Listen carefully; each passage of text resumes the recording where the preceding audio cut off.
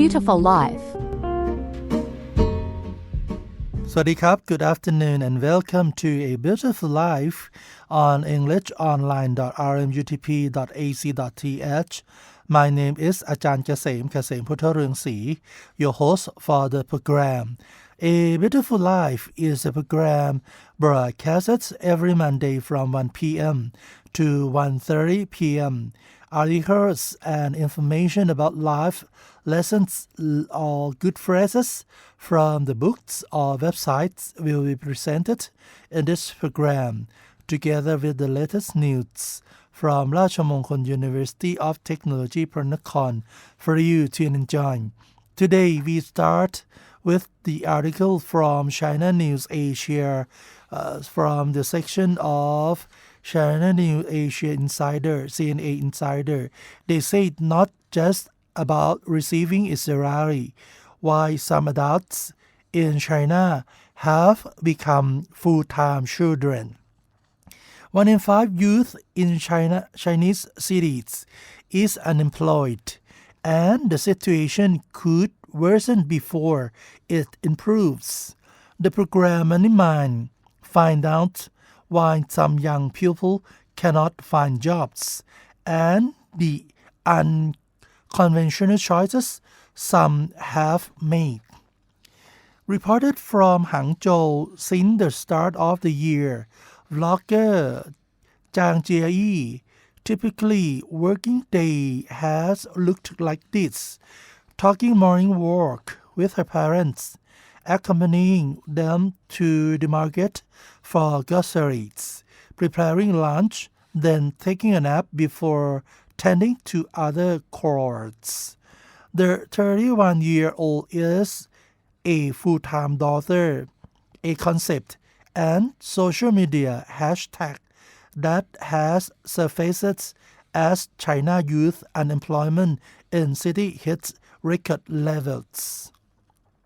Her parents pay her 8,000 yuan or 1,500 Singapore dollar a month.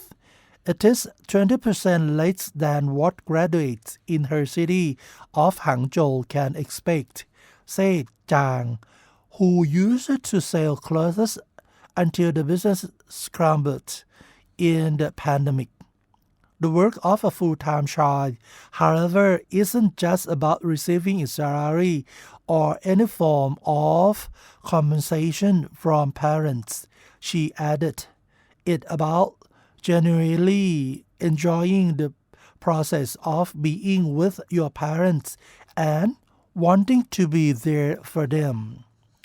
That said, her salary from them is well deserved, she told the program Money Mind in its special on youth unemployment in China. Unemployment among 16 to 24-year-olds in China urban areas rose to 21.3% in June, compared with 4.1% among those ages 25 to 59, according to China's National Bureau of Statistics, as a new cohort of 11.6 million graduates joined the workforce this summer. The figure could rise further. China's shaky economic recovery after lengthy pandemic lockdown is partly to blame for the plight of its youth, although there are other reasons too, experts say. Tertiary education enrollment increased from 30% in 2012 to nearly 60% last year, official figures show. They are being educated and brought up for high-end jobs, tech jobs, or jobs that require higher education, said Nancy Xian. The James J. O'Connor Professor of Managerial Economics and Decision Science at Northwestern University in the United States. The economic slowdown means those jobs are shorter and shorter in supply. Chu Hong, a professor of marketing and e-commerce at Nanjing University's business school, said our industrial structure hasn't yet completed the shift from labor-intensive and low-end to high-value-added technology or high-level service industry. As a result, many graduates, including master's degree holders, are working as ride-hailing driver and food delivery workers, she cited. Ju has even come across graduates from prestigious schools like Tsinghua University applying the sanitation jobs that typically require only a high school or junior high school education. Another reason for the unemployment level is tighter regulations. Since 2021, on several sectors that are a major employer of youth, said Bernard Yao, chief economist for Asia Pacific at credit insurer Coface. These include the real estate, financial and private education sectors, and the tightening has meant a decline in jobs available to youth, he said. The current situation prompted Chinese President Xi Jinping to exhort youth to willing to eat bitterness as quoted in the official People's Daily newspapers on Youth Day in May. Many might find out how 3 Chinese youth are navigating the realities of jobs market. The first one, full-time try unfamiliar territory at first. As with any other job, there has been a learning curve. For Zhang, in being a full-time try, in the beginning she said tasks such as cooking, driving, and grocery shopping were completely unfamiliar territory. I couldn't even distinguish between different types of vegetables at home, she shared, but now she has got the hang of it. These tasks are not as difficult as I would imagine, she said. Not all full-time children take up the role because of unemployment, said Ju. Some of them return home to take a break from a big city where salaries are low. Work is exhausting. Their health is deteriorating. Commute are long and there is no visible future. Others do it because they have some financial buffer as well as high expectations for a job. Some youth from cities have grandparents who own valuable real estate, courtesy of privatization reform in the 1990s. That could be worth a small fortune, like $500,000 or $1 million in the city center, said Qian. Knowing you have that also reduces the pressure to take jobs that you find personally not ideal. Young people nowadays want a reasonable income but do not want to work overtime or their workload to be too heavy, said Li Zhufei, a graduate of the Gengtan Institute of Beijing University of Technology. But most companies include state-owned enterprises, private and foreign firms require overtime work, often without providing overtime pay, he said. Experts say there are risks should youth remain full-time children for more than a few years. After a long period of isolation from the workplace and society, when the economy improves and they have the opportunity to re-enter the workforce, would they have lost the motivation owing to the mentality of lying flat, Zhu said. She was referring to the Bai Lan phenomenon, disillusioned youth getting out of China's rat race and doing the bare minimum to get by. Its equivalent documented in other society is quiet quitting. For now, Zhang's family is very supportive of her decision. She said, even if I earn less money, they believe that what I gain emotionally is more important. The next one, rural opportunities. In rural Jiangxi, Hunan province, Will Wang has found meaningful work in poverty alleviation and rural revitalization for nearly 6 years. Wang, who is from Shanghai, earned a master's in international relations at New York University in the United States. His social enterprise beyond the city bridges the rural-urban divide by organizing field study trips for both urban students and rural youths.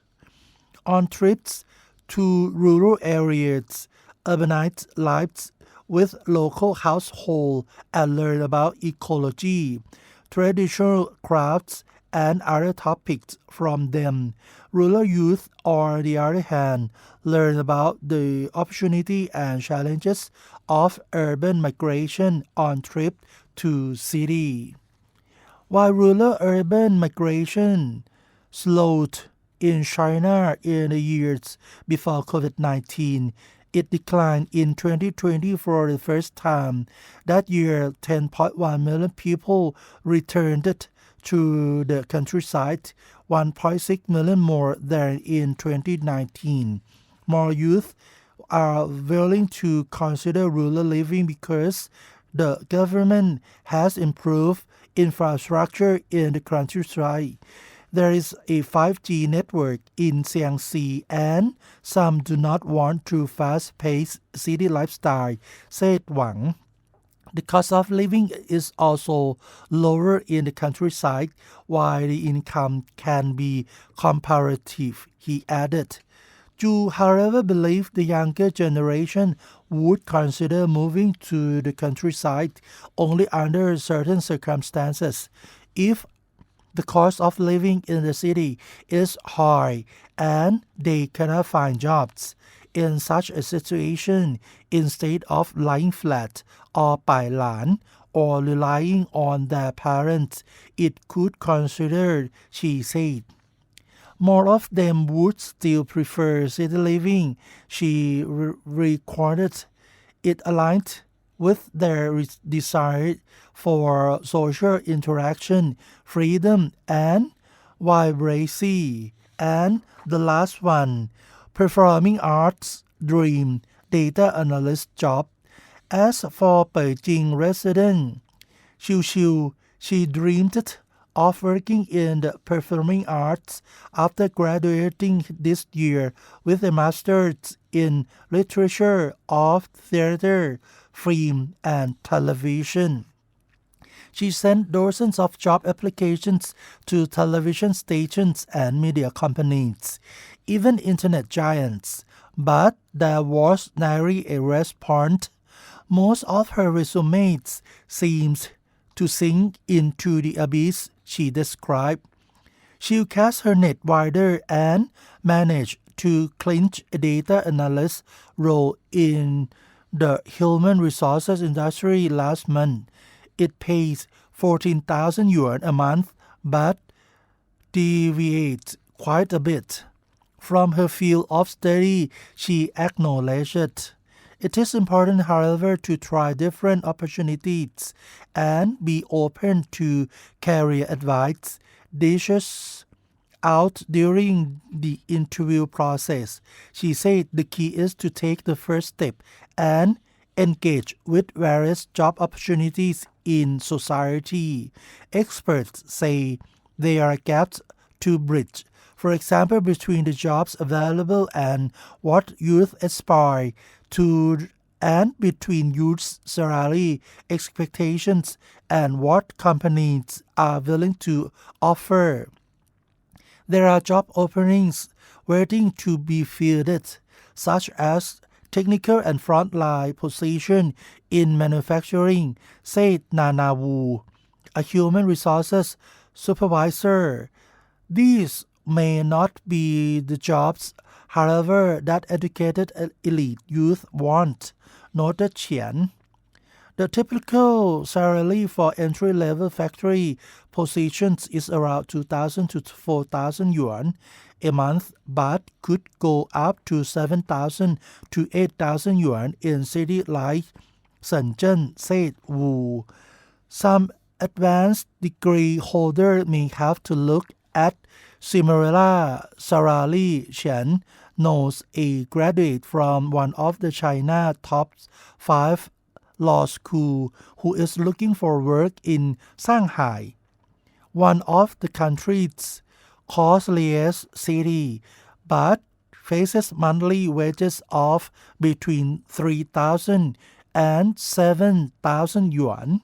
Schools may need to develop programs and train their students for priority sectors, such as advanced manufacturing, semiconductors, electric vehicles, and new energy sources, said Yao. Although the Chinese economy is still recovering from COVID-19 measures and youth unemployment could moderate in the coming years, it will remain at higher level than a decade ago, recorded Qian. We should be looking at this as a generational problem, she said. So you can watch new episode every Saturday on Money Mind from China News Asia every Saturday from 10:30 p.m. More information, take a look at China News Asia about CNA Insider. We will take a short break and we'll be right back after a short break.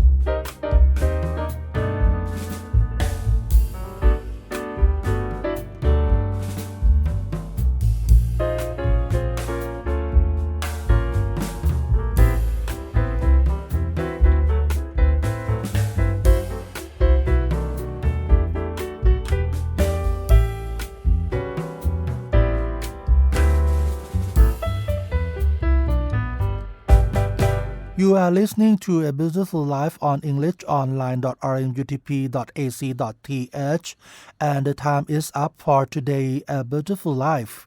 Please join us on every Monday here on englishonline.rmutp.ac.th.